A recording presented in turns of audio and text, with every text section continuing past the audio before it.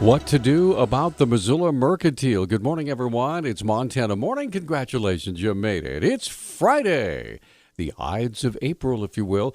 It's April 15th. Right now we have light rain falling in Missoula. We have 37 degrees in the Garden City. And our newscast this morning, sponsored by Nissan and Hyundai of Missoula, under new management offering rebates, discounts, 0% financing, and a huge selection of inventory located on Brooks near Southgate Mall.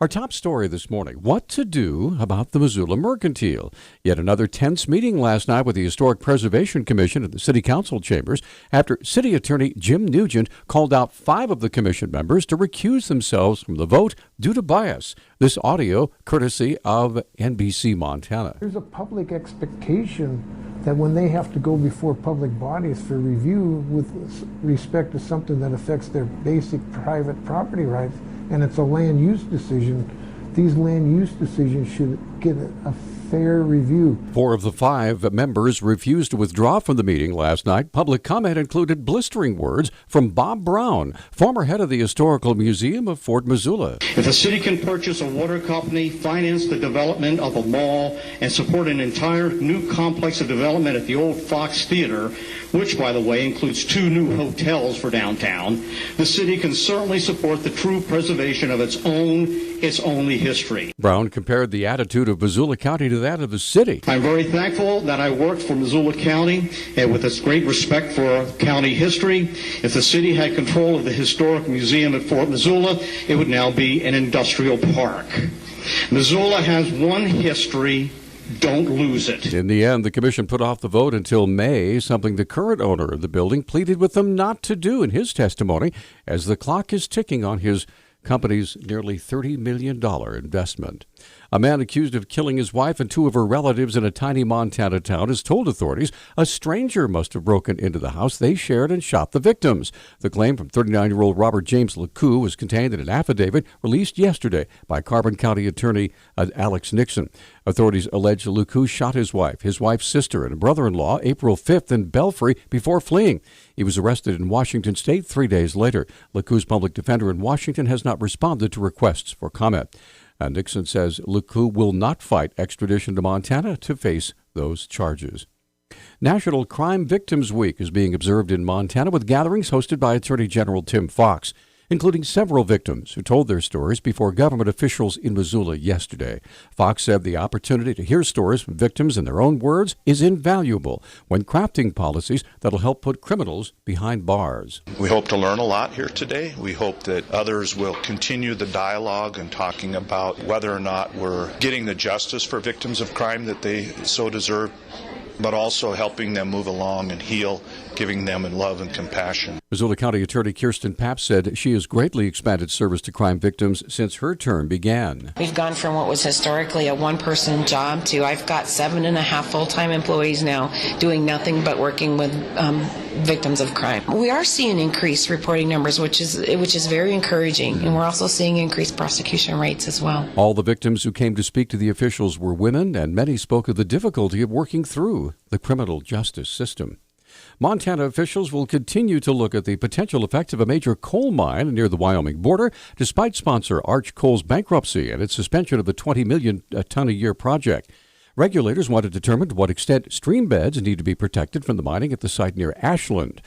Christy Ponzonzo with the Montana Department of Environmental Quality said yesterday the work would prove valuable if the Otter Creek mine is revived or another proposal takes its place. Filings in Arch's bankruptcy case reveal the number lost a key coal lease for Otter Creek in November. The company lost a key coal lease. That's more than 3 months before the company publicly suspended the mine. It also appears to contradict claims from a railroad co-owned by Arch that Otter Creek remains a viable option. All this week, law enforcement personnel in Missoula County have been receiving specialized training in mental health crisis intervention out at the National Guard Armory. Missoula Police Detective Ben Slater has details. This class specifically focuses on those with a mental health need, whether it's a mental health diagnosis, an individual with a traumatic brain injury, or someone with post-traumatic stress disorder. Slater gives a capsule description of the training officers have been receiving all week. It helps give these line officers, social workers, detention officers, and other other folks the skills and abilities to help try to bring that individual out of crisis so that they can start directing them to services here within our Missoula community. The week-long accredited training program will wrap up later on this afternoon. A settlement has been reached in the case of a convenience store employee who was sued by a customer who claimed they had a verbal agreement to split the $1 million Montana Millionaire jackpot. Jeff Falling claimed the winnings in January 2015. A week later, Michael Hess sued and sought an order to prevent Falling from spending half the $1 million prize. The Independent Record reports an agreement was announced in the case this week, canceling a scheduled 2-day trial. Hess's attorney said the settlement amount is confidential. While the suit was pending, Falling had been under a court order to keep at least $340,000 in a bank. Court documents say other town pump employees saw Falling and Hess make the agreement to share the prize money. Governor Steve Bullock announced an extension to Montana National Guard benefits of the State Employee Assistance Program to over 3,000 members. Major General Matthew Quinn says National Guardsmen will have access to a wide variety of Employee Assistance Program, or EAP, benefits, including a 24-hour crisis hotline. It's just a benefit that I think, as the governor said yesterday, there's plenty of stressors in the lives of the National Guard soldiers as they try to balance their military career with the civilian career, family needs, and this just may provide an outlet for them to be able to reach out and request the help that they may need.